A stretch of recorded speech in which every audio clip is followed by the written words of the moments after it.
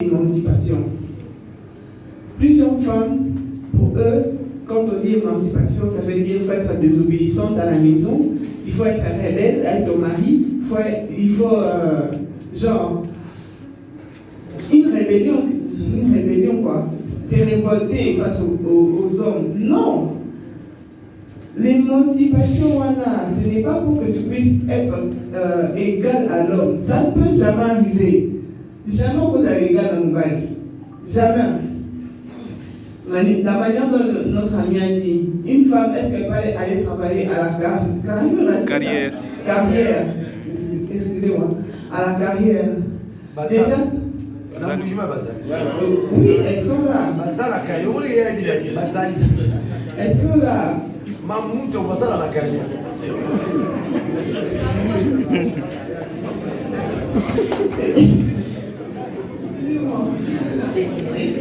Évidemment que oui, elle peut aller travailler à la carrière. Mais ce que moi je déplore est que nous, les femmes, on puisse s'égaler à l'homme. Il y a d'autres choses que nous, les femmes, on ne peut pas faire, où ça demande que les hommes eux-mêmes passent à l'amour. Et puis, il y a aussi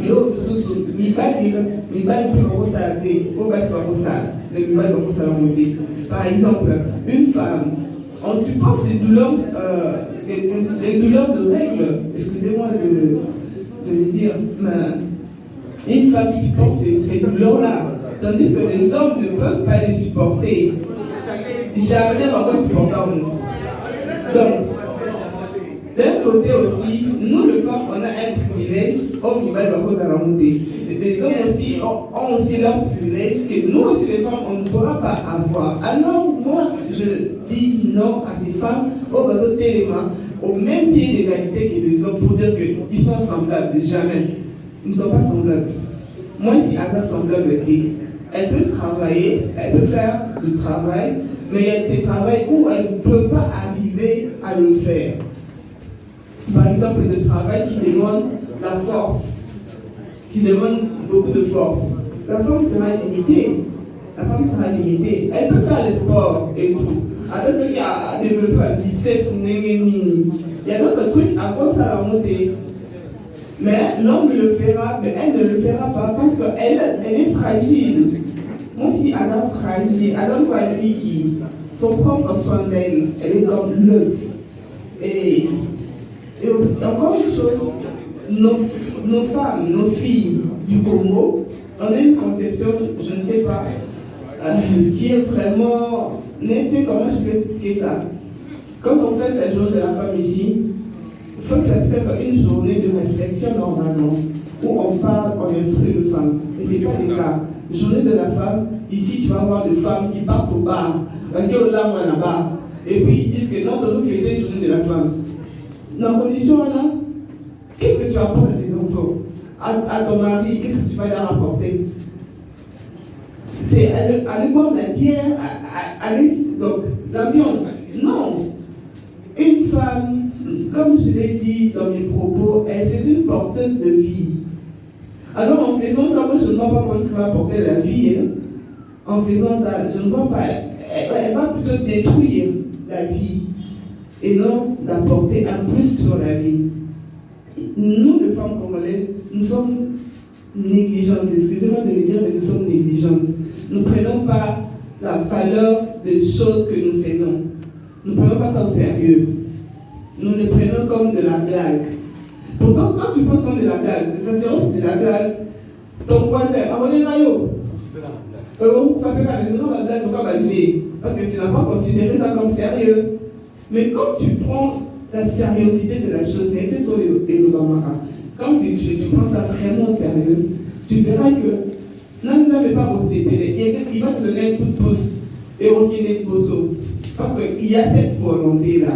Et puis tu as cette envie de changer ton milieu, de changer ton environnement. Dis-moi une chose. Si dans ta famille, tu es peut-être une grande sœur, tu as des petites sœurs, des cousines, balayées et tout. Tant que tu marches dans un droit chemin, dis-moi, balayées, non, ils vont sur quel chemin? Les droits chemins, ou bien ils vont faire toujours ta bêtise? Ils vont suivre ton chemin. Alors, si toi déjà au départ, aux amoutons, tu fais des choses aux ambiances, aux autres papiers, hey, vignon c'est moi là, parce que c'est dans la vie d'aujourd'hui, vignon c'est moi là. Vignon c'est moi là. Tu te trompes. C'est pas toute la vie. C'est pas toute la vie. Tu dois prendre des choses au sérieux pour que l'union et la dalokolo, tu vois ça? Ta lignée puisse te suivre. Alors tu dois te discipliner, tu dois arrêter d'autres choses peut-être que tu faisais qui n'étaient pas bonnes et qui détruisaient peut-être ton parcours ou bien le parcours des autres personnes. Tu les changes. Si tu es une personne qui influence dans ta famille, par exemple, changer de manière, tu changes ça. Tu commences sur un autre chemin. Et tes frères vont te demander, ah, mais j'ai remarqué que tu as changé, hein? Tu deviens vraiment objectif et puis sérieux dans tout ce que tu fais. Oui, pourquoi? Parce que on est dans l'activité, mais la vie, elle se construit. Et quand l'âge aussi avance, ça va aussi ensemble. Parce que quand tu perds ton temps, et dans la jeunesse, vous voyez que si tu as imagine que si tu as des moyens et tout, tu vas jouir de la vie. Ce n'est pas dans ta vieillesse que tu vas jouir de ta vie. Prends conscience, chers jeunes qui sont ici. Je pense que j'ai répondu à la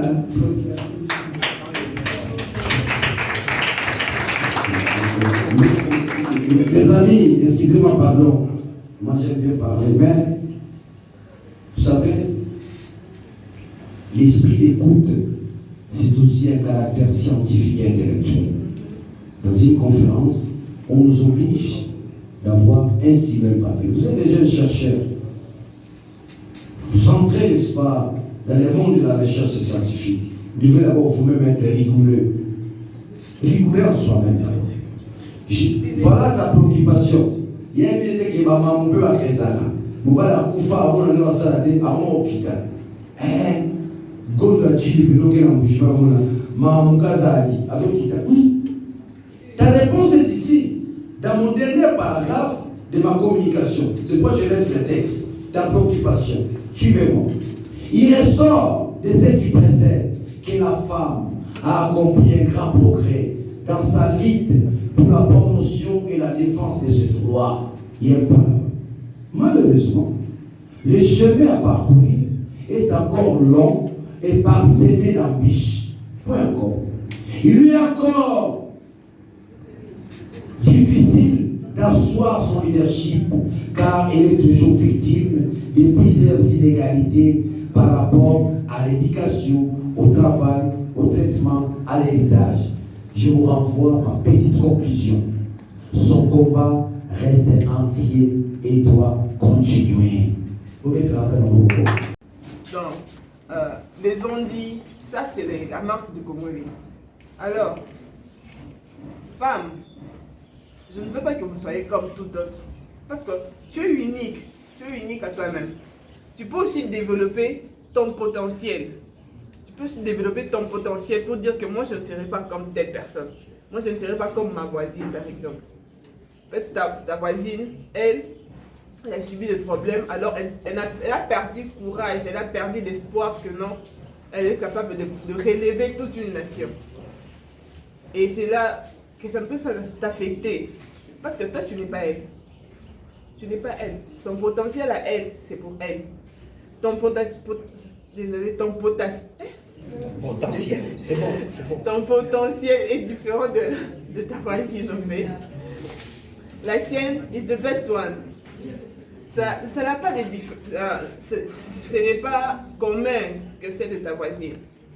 Donc, si tu as un projet dans ta tête, tu te dis que non, moi, j'ai un projet, je dois ouvrir un salon, ou bien j'ai un projet, je dois faire un restaurant, ou bien je dois faire ceci, quel que soit. Déjà, je t'annonce, tous les gens avec qui tu vas partager cela ne vont pas t'encourager. Enlève ça de ta tête, fais des secrets. Ils ne vont pas t'encourager. So, you are alone. Keep it for yourself. Dis-toi que c'est pour moi-même. C'est pour moi-même, je ne peux pas le partager. Parce que ton frère Congolais que nous sommes, nous ne nous aimons pas. Excusez-moi de le dire ouvertement, mais nous ne nous aimons pas. Parce que quand tu portes un sujet, un fardeau, tu as un projet que tu veux développer, when you share it with someone, cette personne va prendre ça pour lui. Il va te dire que non, je vais t'aider à le faire, mais lui, comme il a les moyens, il va plus se développer que toi. Alors, moi je viens te dire, je viens t'encourager. Tu as ton projet. Maman, garde ton projet pour toi-même. Ne prends même pas la peine de dire que non, mes amis sont là, je vais essayer de leur en parler. Ces amis-là ne sont pas réellement tes amis. Tes amis ne sont pas réellement tes amis. Parce que quand tu seras riche, quand tu commenceras à avoir des moyens, ces genres de personnes seront les premiers qui commenceront à te discriminer, qui diront que non, c'est parce qu'aux humains aujourd'hui tu ne peux plus nous approcher. Ils commenceront à avoir une jalousie. Alors, ça ne vaut pas la peine de partager ça avec eux. Parce qu'ils peuvent te tuer même avant que ton rêve puisse être réalisé. Ils peuvent t'empoisonner et te tuer, donc t'éliminer. Pour Bango puisse faire cela, puisse construire ces bâtiments et puis faire de l'argent. Toi-même, des visionnaires, tu seras parti. Tout ça pourquoi? C'est parce que you was not confident with yourself. Tu dois être confiant avec toi-même. Tu dois te dire que non, je suis capable de faire cette chose. Même si visiblement c'est le contraire, mais reste positif avec ton objectif. Reste positif avec ton objectif. Dis-toi que non. Aujourd'hui, peut-être que le chemin est barricadé, je n'ai pas de finances, je n'ai pas ceci et cela. Mais demain sera meilleur. C'est pas pour rien qu'on dit bibliquement que la foi est une ferme assurance de choses qu'on ne voit pas. Mais tu t'es dit toi-même que j'ai déjà reçu la chose, mais physiquement je ne l'ai pas encore. Alors tu as travaillé dessus. Prenons l'exemple de Obama. Est-ce qu'il savait qu'un jour qu'il allait être président? Il est africain, non? Comme nous. Est-ce qu'il savait que demain il sera président? Non, il ne savait pas. Prenons Michelle, ta femme. Est-ce qu'elle savait que demain on l'appellera la première dame des États-Unis? Et puis les États-Unis, c'est une... hein? Voilà, merci. C'est la première puissance en fait. Parce que vous n'applaudissez pas, c'est comme ça qu'il est dit.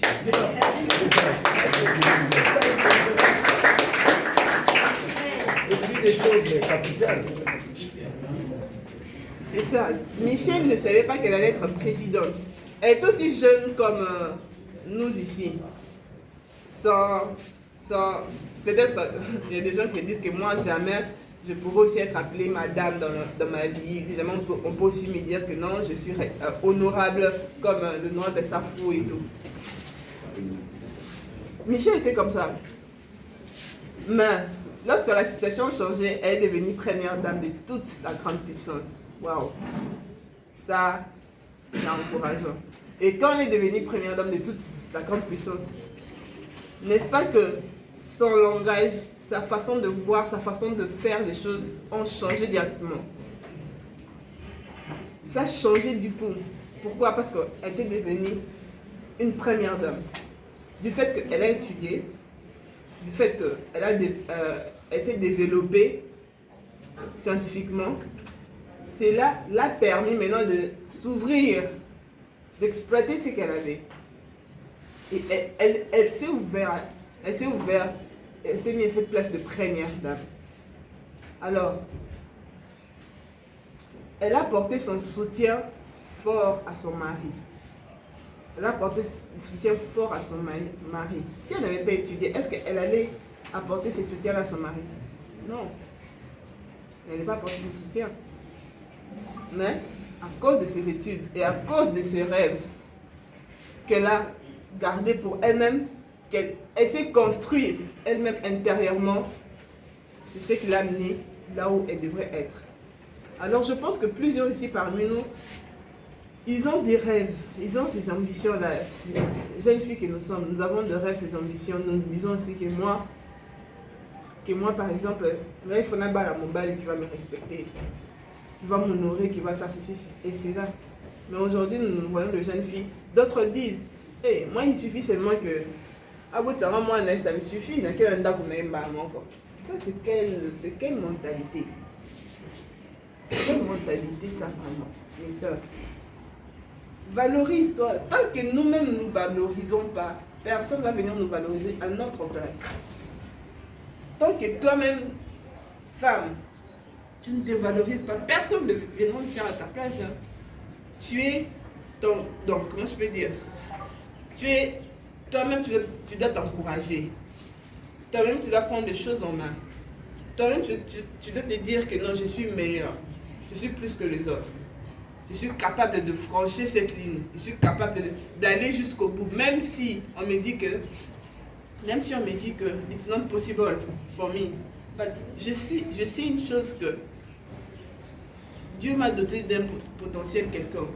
Alors, je dois le découvrir pour apporter mon aide, ma part dans mon pays. Les enfants.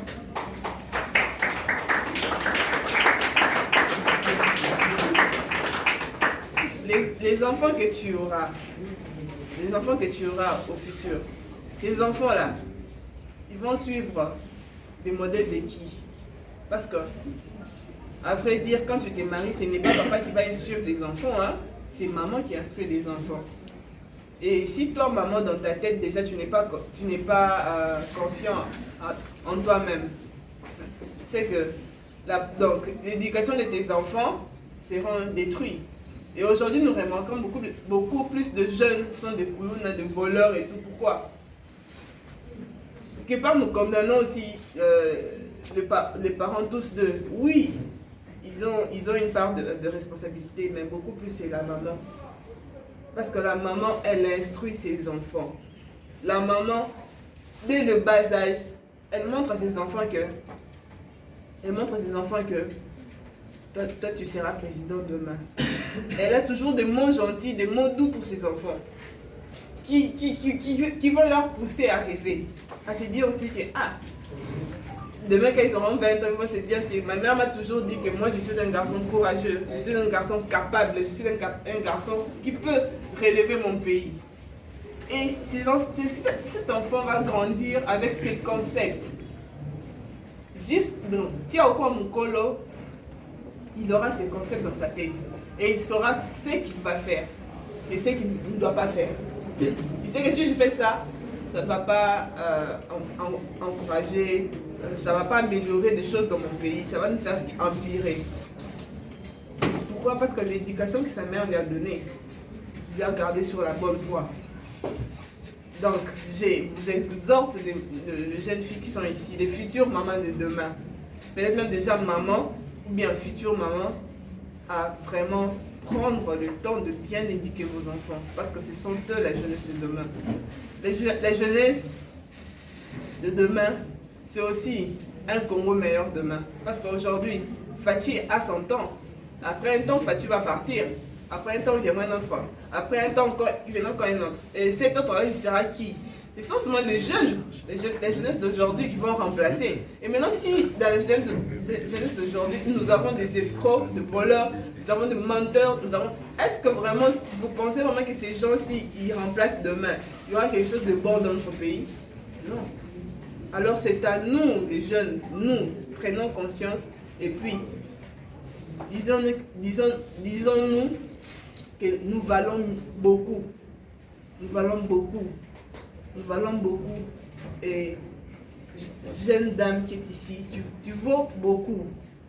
Non pas seulement aux yeux peut-être de ton mari ou bien de ton fiancé, aux yeux de tout le monde, tu vaux beaucoup. Tu vaux de l'or, parce que c'est toi qui donnes la vie.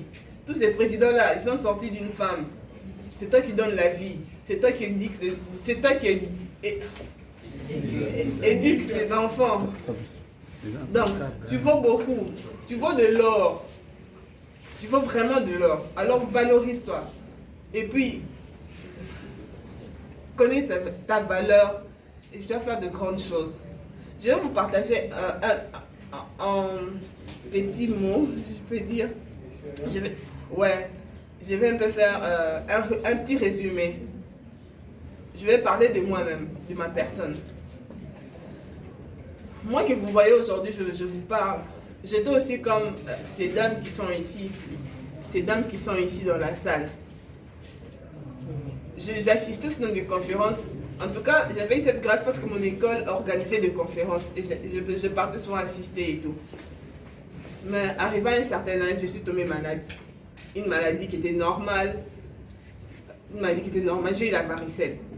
Après avoir eu cette varicelle m'a conduit dans un coma pendant 3 mois. Donc, j'étais au Bas-Congo. Je ne suis pas de Bas-Congo, je suis une Moulouba. J'étais au Bas-Congo, j'ai grandi là-bas.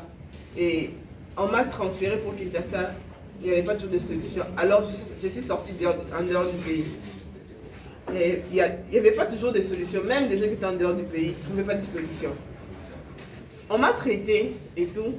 Et arrivé à un moment, on m'a déclarée complètement morte. Je commençais à décomposer. J'étais totalement partie. Je commençais à décomposer et tout. Il n'y avait plus d'espoir. On pouvait plus entrer dans ma chambre et tout. On pouvait que me voir à travers la vitre parce que j'étais infectable. Toute personne qui est en train de se protéger de la tête aux pieds. Alors il n'y avait plus d'espoir pour moi. Tout le monde se sont tournés vers Dieu pour la prière et tout. Mais comme nous savons que ce Dieu-là n'a jamais menti, on espérait toujours en lui. Alors j'ai passé 3 bons mois dans les comas. Je ne parle pas, je ne mange pas, j'ouvre juste les yeux et puis je ne fais que pleurer. Je ne savais rien dire. Alors après les 3 mois, je suis sortie du coma. Je suis sortie du coma un beau matin. Je parlais. C'est étonné. Et le médecin, tout le monde, parce qu'il ne s'attendait pas. Et il disait que j'étais déjà partie. Il voulait même m'amener à la morgue. Mais le médecin a demandé qu'on me laisse d'abord dans la chambre avec les machines. Si machine et mon cas au cas certainement qu'on va m'amener et tout. Cela s'est passé. Cela s'est passé jusqu'à ce que je me suis réveillée. Je me suis réveillée et ça a encouragé ma mère. Mais il y avait une triste nouvelle et que j'avais fait une paralysie générale. Commençant de la tête jusqu'aux pieds. Rien de mon corps fonctionnait. Je suis une femme, mais j'avais perdu ma féminité. Voilà, merci. J'avais perdu cela. J'étais devenue un monstre, si je peux dire, parce que j'étais ni femme ni homme. J'étais devenue ni femme ni homme. J'avais perdu tout ce qui s'appelle sensibilité, tout ce qui fait que tout ce qui est sensibilité, la fonctionnalité d'une personne normale avait quitté dans mon corps. Donc j'étais vraiment devenue un monstre. Et on a commencé à faire la kiné. J'ai commencé en Afrique du Sud. Mais après un temps, il fallait partir parce que le visa posait problème, il fallait partir. Alors je suis rentrée ici. Je n'avais pas toujours récupéré. Alors pendant presque 1 an et demi, j'étais monstre. Donc je ne partais pas d'école, j'avais chômé. J'étais en 5e des humanités, mais j'avais chômé. Je n'étudiais plus, j'étais à la maison et tout. Ma mère était désespérée, mais elle croyait en Dieu. Elle savait que Dieu ferait quelque chose. Pendant 1 an et demi, je ne faisais rien. J'étais sur la chaise roulante. Si je peux dire, je me soulageais même des fois sur la chaise roulante là parce que je ne savais pas comment dire. Imagine-toi, je suis la fille aînée de ma famille. Tu as une grande fille qui a déjà presque l'âge de... J'ai fêté mes 15 ans à l'hôpital. Et tu te retrouves avec une fille comme ça, elle ne sait plus rien faire. Je suis comme un bébé. Même mon cou n'était plus stable. Il fallait qu'on puisse le supporter avec quelque chose. Alors c'était vraiment difficile. C'était vraiment difficile pour moi, pour ma famille, pour tout le monde. C'était vraiment difficile. Et le Seigneur avait fait grâce après les 1 année et demie. Le Seigneur a fait grâce, je suis sortie, j'ai récupéré. j'ai récupéré la plus grande partie. Je suis passée par des opérations et tout.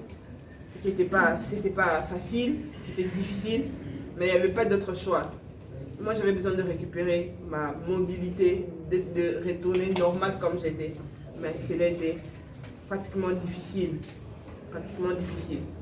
Donc, j'ai récupéré et j'ai commencé à être soucieuse parce que moi, je me disais quand j'étais enfant que non, moi, je serai un grand docteur, un grand médecin qui commencera à faire la chirurgie plastique et tout. Donc, je me voyais déjà dans ça.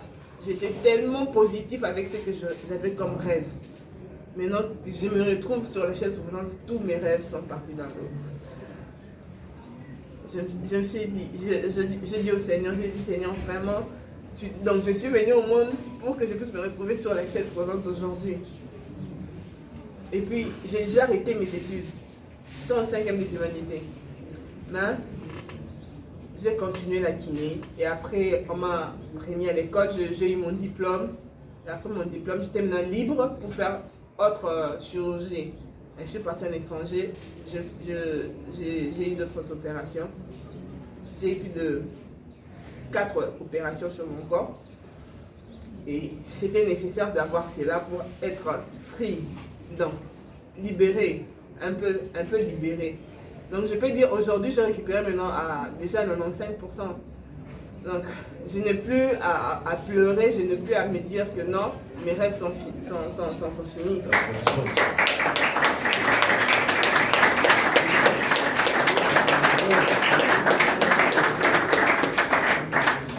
Je n'ai plus eu à me dire cela. Je me suis dit qu'il y a encore de l'espoir pour ceux qui vivent. Donc que tu as même un petit peu de souffle, tu dois encore espérer à tes rêves. Tu dois encore espérer à tes rêves, que ça finira par se réaliser. J'avais un rêve d'être médecin. Aujourd'hui, je n'ai même pas fait cela. Je n'ai même pas fait cela. Parce que je me suis dit que non. La jeunesse doit s'élever. La jeunesse doit prendre conscience. Parce que moi, j'étais jeune, mais je ne prenais pas conscience. Moi, j'étais jeune, j'ai passé mon temps de futilité et tout. Et en un clin d'œil comme ça, je pouvais perdre ma vie. Parce que je l'avais même déjà perdu. Si ce n'était pas par l'amour du Seigneur qui l'a permis que je rentre, je ne sais pas si c'est quoi que je peux encore dire. Mais c'est grâce à son amour que je suis rentrée. Donc, je trouvais que mon retour est spécifique et que j'ai un rôle à faire avec notre jeunesse. Alors, j'ai même changé mes objectifs d'études pour devenir entrepreneur aujourd'hui, pour devenir motivatrice aujourd'hui. Avant, je disais à ma mère, comment est-ce que je parlerai devant les gens?